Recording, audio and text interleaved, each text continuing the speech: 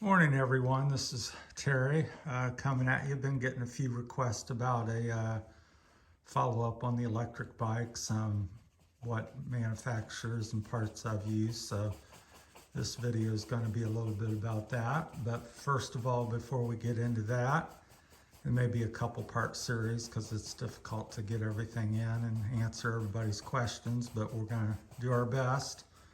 Just wanted to thank everybody and all the new subscribers to the channel and all the views and stuff. It means a lot to me and Rosie with my failing health here with Parkinson's. So it's been a real journey with that. So it's really, it's been good to make these videos and share my interest in our travels and things with you all, and hope to help people, and also it's been good to talk to everybody, so thank you for all that.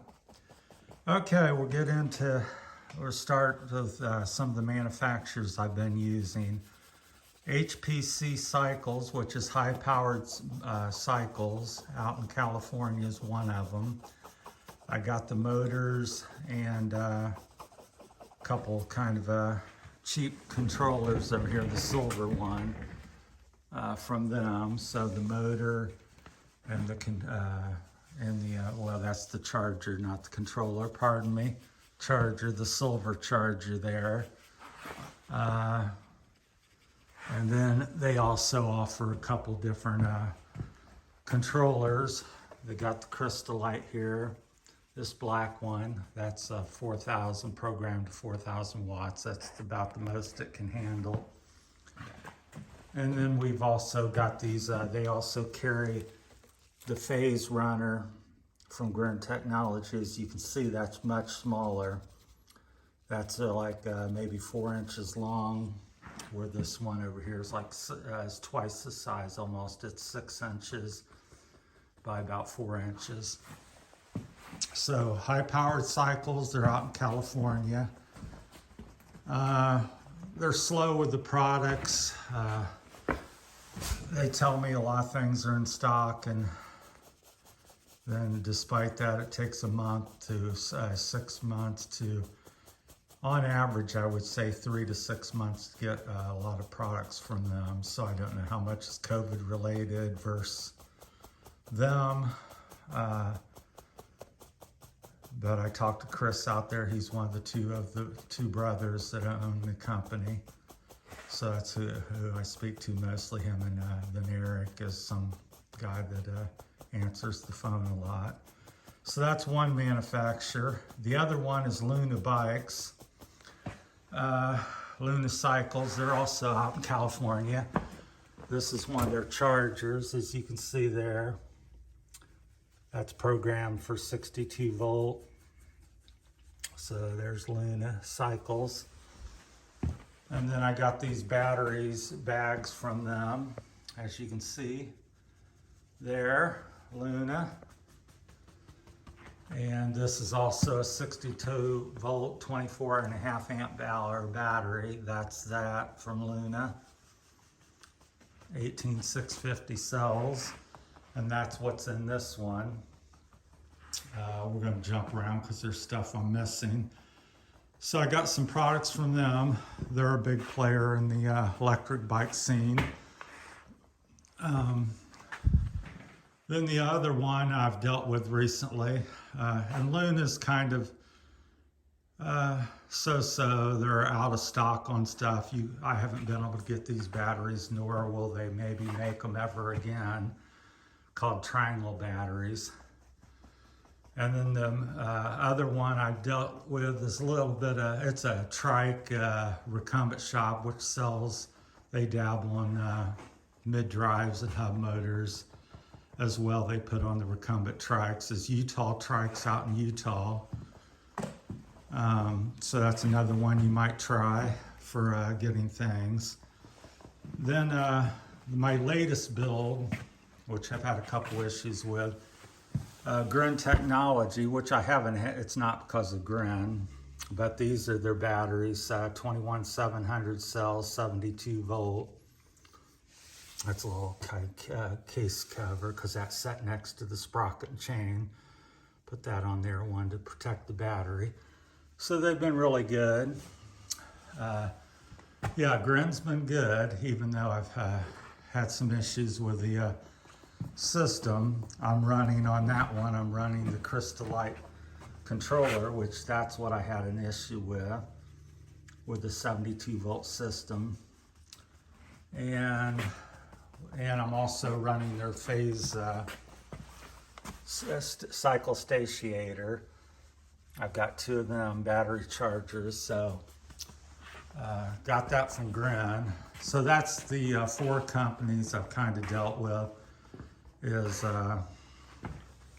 HPC high-powered cycles out in California, Luna Cycles out in California, a little bit with Utah Trikes out in Utah, and Grin Technologies out in California.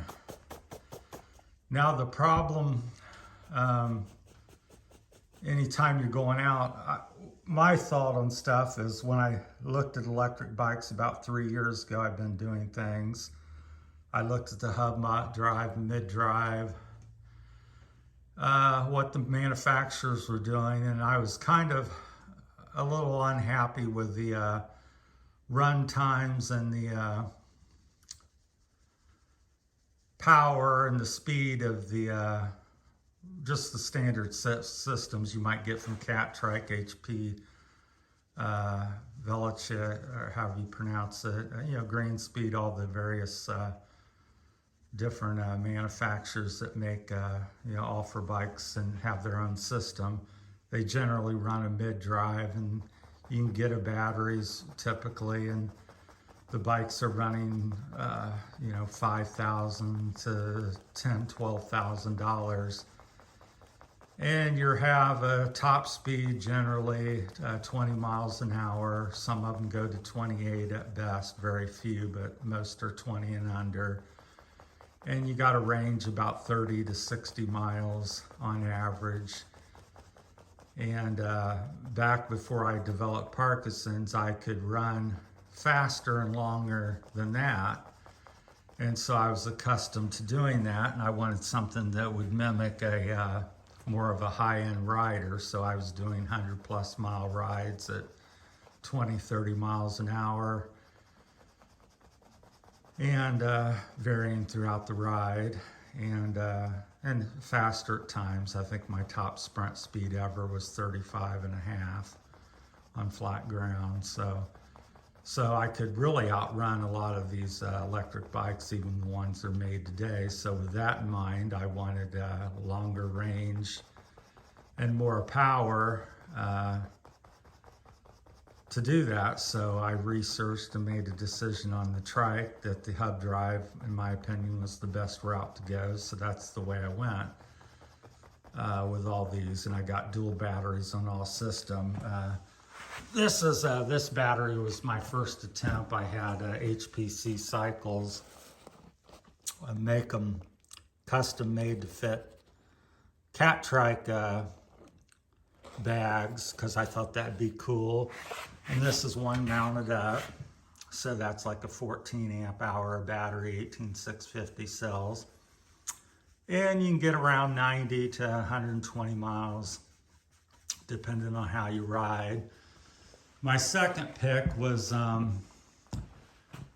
Luna, because I quickly, again, thought that wasn't enough, because I didn't like running out of power and being conservative. So I got these batteries from Luna. My first attempt was to put it in their bags, which were, kind of nice, but it looked kind of bulky because the battery's actually smaller than the bag. But they did have these little pouches on here so you could put stuff in it, which was nice. But then I strapped them on with zip ties here on this one. I just thought it looked a little cleaner and neater. So this is just the battery without a case. It's the way they came from Luna. And I zip tied them on. And then my third build for myself, I've done like 8 or 10 builds. I built 3 or 4 other bikes for other people, were these. And I zip tied these on in between these bars on the 700. There's a bar there, and there's a bar down there, and they fit perfectly in between there. And I ran 4 zip ties on that, which worked really well. Got a low tire on that bike. So that was what I did with that. So them are some things to keep in mind. So if you're going to do a system similar to mine and you're going to go outside the norm, then you're going to spend a little additional time and money sourcing parts, and you've got to make sure all the connectors play together. So ideally it's best to deal with one manufacturer, so their battery plugs into their controller, and their controller plug, has all the proper plugs to plug into everything else that you want to do. I can see we're going to probably run out of time, and I'll have to make a second video here, but that's things to consider. And what I use a lot on my bikes is primarily they're zip tied on. So every battery I have, this one with the Catrike bag, I just put zip ties because the little straps they have don't hold up well if you hit bumps. I've had them come loose, so I put additional zip ties through the bags. This Luna bike bag is zip tied on as well. These were zip tied on, the 21700 cells from Grin Technology. So that's how I mount everything. This controller was inside this bag here, and the wires ran through the holes in the bag, and that was put on the green bike through the frame. So if you look at some of my earlier videos, you'll see that. So I've also got throttle based, this one, green one, stripped down right now back to a pedal bike. So I got the, I kept it really simple too, because the more you got brake cutoffs, shift sensors, all these things add to the complexity and the problems. You could have a different problem. So I have no screen, computer screen. I just run a regular cycle computer up there, as you can see. This is throttle. There's my switch to turn it off and on. Most everything's zip tied on. This one I have a Grint. This one I have a Crystalite controller. It's back in there. You can see it by the bag barely. And I zip tie all the wires on. On the motor, I have this, like I said, we're going to have to go into part 2 here, but on the motor for the hub motors, you need some torque arms, especially if you go over 1,000 watts. You start getting into the 1,500 and up, you definitely need a torque arm on an aluminum frame.